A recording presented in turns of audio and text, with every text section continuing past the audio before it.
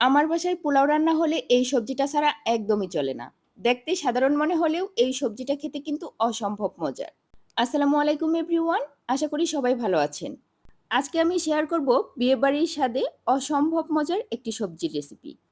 প্রথমেই আমি সবজিগুলো কেটে পরিষ্কার করে ধুয়ে নিয়েছি। গাজর আর পেঁপে পাতলা স্লাইস করেছি আর বরবটিগুলো একটু লম্বা লম্বা করে কেটেছি।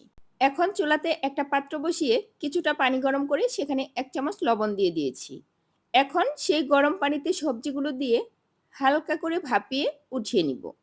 সবজিটা কিন্তু গরম পানির ভাপে বেশিক্ষণ রাখা যাবে না। কিছুক্ষণ রেখে সাথে সাথে কিন্তু পানি ঝরিয়ে উঠিয়ে নিতে হবে। সবজিগুলো উঠিয়ে আমি ফ্রিজে ঠান্ডা পানিতে ভিজিয়ে নিচ্ছি।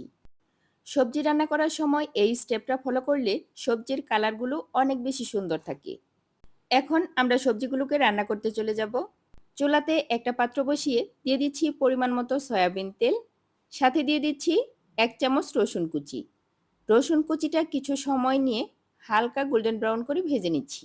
এখন এখানে দিয়ে দিচ্ছি ছোট ছোট করে কেটে নেওয়া কিছুটা চিকেন, সাথে দিয়ে দিচ্ছি 1/2 চামচ আদা রসুন বাটা, সামান্য একটু গোলমরিচের গুঁড়া আর পরিমাণ মতো লবণ।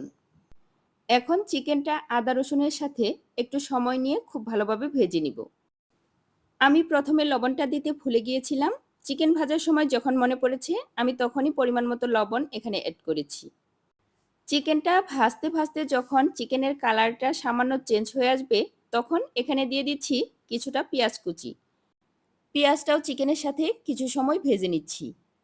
তারপর এখানে দিয়ে দিচ্ছি সেই রেডি করে রাখা সবজিগুলো। এখন সবজিটাও চিকেনের সাথে একটু সময় ভেজে নিব। সবজিটা চিকেনের সাথে খুব ভালোভাবে মিক্স করা হয়ে গেলে এখানে দিয়ে দিচ্ছি ২ চামচ কাজু বাদাম বাটা। আপনারা চাইলে অন্য বাদামও ব্যবহার করতে পারবেন, তবে কাজু বাদাম দিলে এর টেস্টটা বেশি ভালো আসে। এখন অল্প একটু পানি দিয়ে ঢাকনা দিয়ে ঢেকে কিছুক্ষণ রান্না করে নিব। এখন এখানে দিয়ে দিচ্ছি কয়েকটা কাঁচামরিচ। সবজিটা একটু ক্রিমি হওয়ার জন্য এখানে আমি ১ চামচ কর্নফ্লাওয়ার ২ চামচ পানির সাথে গুলে দিয়ে দিয়েছি। কর্নফ্লাওয়ারটা দেওয়ার সাথে সাথেই কিন্তু সবজিটা একটু ঘন হতে শুরু করবে।